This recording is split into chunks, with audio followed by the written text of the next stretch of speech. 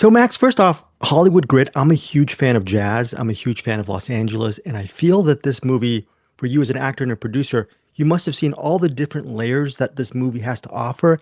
It's a very singular story while also honoring the multi-layered facets of Los Angeles and specifically Hollywood. Were some of these factors the reasons why you wanted to be part of this project?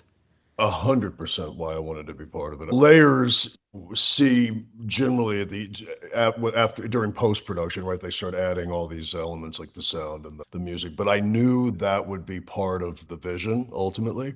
And for me, this is what, like you said, you've interviewed me before. I'm generally in the action military space, and this was a different genre for me. And I loved the idea that I could come in and just explore the comedic elements and factors that might influence this character's behavior, and then obviously there's a sense of urgency. But for me, it was very freeing artistically to not have any boundaries and just go in and be part of a new genre and a different kind of character. And also, I really love just on the layers, just working with Linda Pearl and Patrick. What was that like? Because you and I were the same generation. We grew up loving their work, and I'm sure you.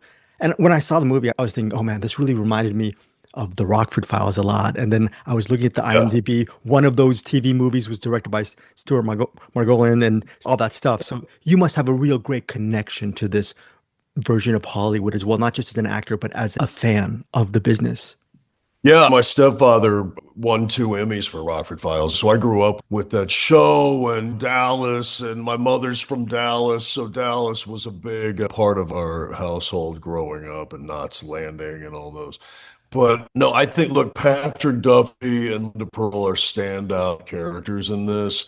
Again, like Patrick brings this really endearing, goofy personality to the character that makes you fall in love with them. And then Linda's character is interesting because every time I see this movie, I think, God, where was she? Because she has a maternal kind of a feel to her, but she's venomous. And so she really makes you feel the whole range of where she started from and her journey to her ultimately to her end without giving the story away. But yeah, just an incredible actress and brought so much to the movie. Just out on a limb, though, without giving too much away regarding the story, I would love to see Grit in more films and adventures. You, as the actor and producer, would you like that too? But did you like this character enough to go on that road with him again, if that is a possibility? It's so funny you bring that up because I said to Ryan Curtis, I was like, look, it sets itself up, right? If he gets back into private investigating, there's Miami grit, there's New York grit. I would love to continue to play this character because again, like just for an actor, there were no boundaries. He just kind of said, go. Let's see where you want to take it. And when I just felt a lot of times when you do a movie, especially when you have one purpose or one way that you facilitate the story, right? They keep you in your lane. It's collaborative, yes, and you can bring little minor things to the character that make it kind of sparkle, but ultimately you have one job to do. And in this, Ryan was just like, let's just see where you go with it. And also the drunk.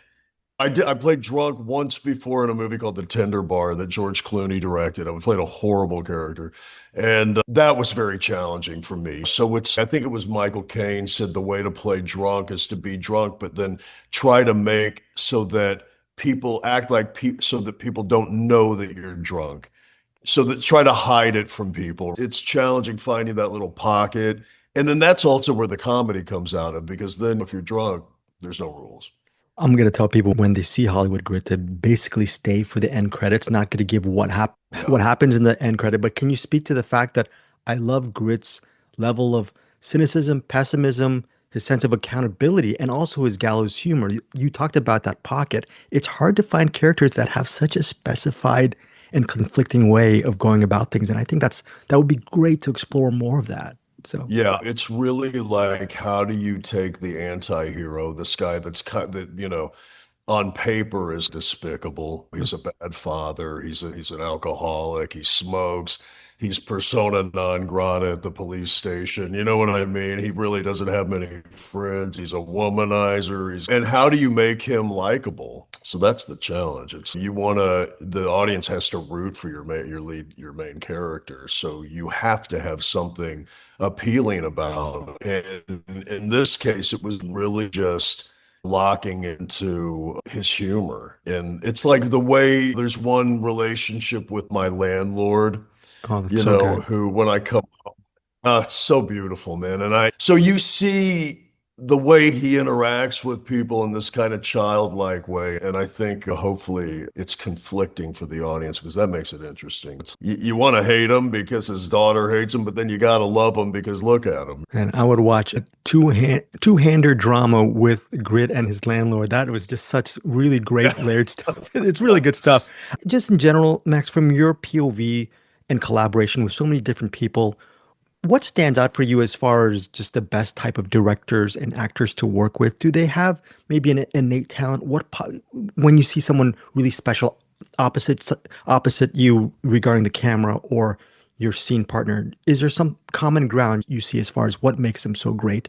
It's a good question. I've worked with so many great directors, and they all have bring something different to the table. Guillermo del Toro has such a brilliant imagination, and but he's very technical. There's a lot of very specific camera moves that so you got to Michael Bay, for instance, is another guy that I was really amazed by that isn't so much of an actor's director, but when you see how he kind of layers his frame, like if you look at the monitor, you'll be in the foreground, and then if you look as far back as you can in the background of his framing, there's stuff going on. There's effects guys that have smoke going a mile and a half away. There's extras running through. I did 13 hours for him, so the it was just epic choreography to get these singular shots. Paul Greengrass, I did Captain Phillips for. That movie was probably 85% improvised.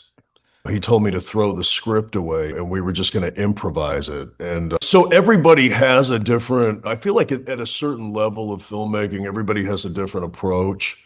And it's something that makes them stand out as a director. Clooney was very much an actor's director.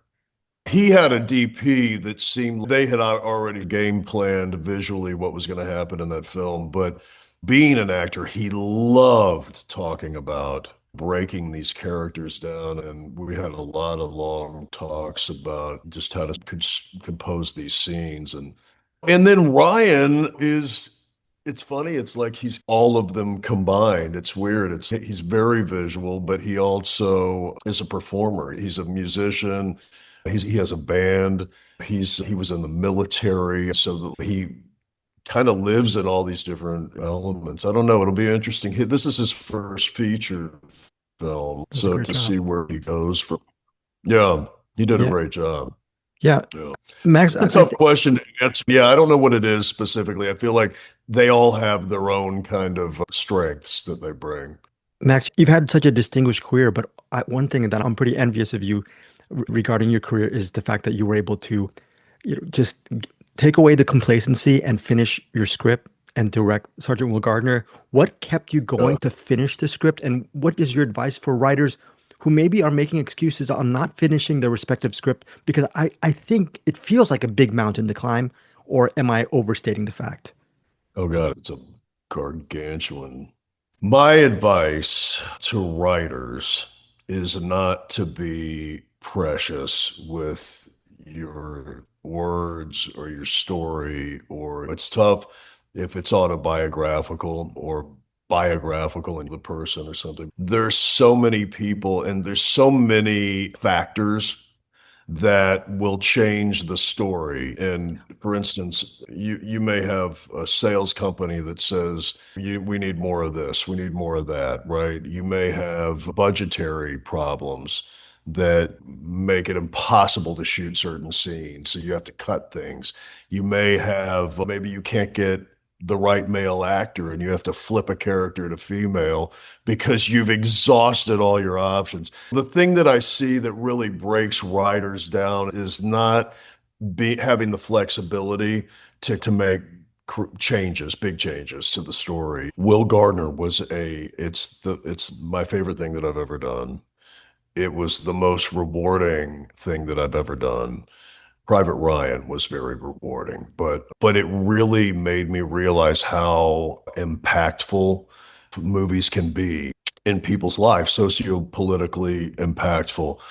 I got more private messages from that film from veterans that had inspired to go to rehabilitation centers or to get past this kind of stigma that asking for help as a soldier is it just made me realize how important what we do is. And even on a purely entertainment, like for instance, not to get into a different movie, but I did a series called The Unit, and I went to the Middle East twice. And this is a David Mamet series. It was pretty received. But just that, it was pure entertainment, man. But just seeing how getting off of a plane and giving these soldiers a break from the grind was so important, and how rabid they were for the show. Not to get sidetracked, but yes, that's what I would say to writers is that it's just be able to let go of things.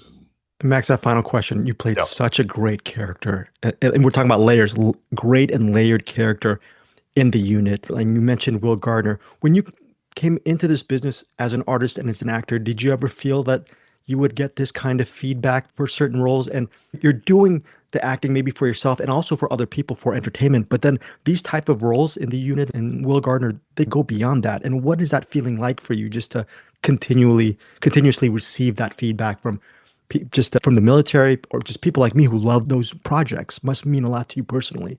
I think, look, I've done a bunch of military films, and it's for me the challenge, and I think what's appreciated by that fan base is taking what could potentially just be a two-dimensional order barking, door kicking gunslinger and bringing some humanity to that character, right? Giving him an emotional life and a little bit more on screen. And so I really commit to trying to make these uniformed characters rounded.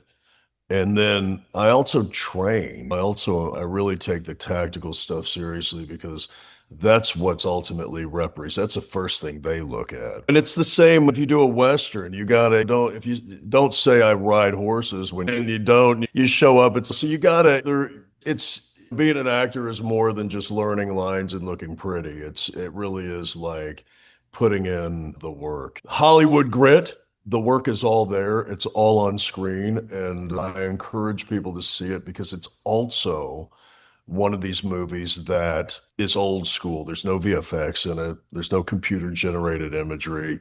It's crack a beer, make some popcorn, sort of enjoy the ride kind of film, which we don't see much of anymore. We're so overloaded with visual effects nowadays that it's kind of refreshing for me anyway to sit back and just follow a story.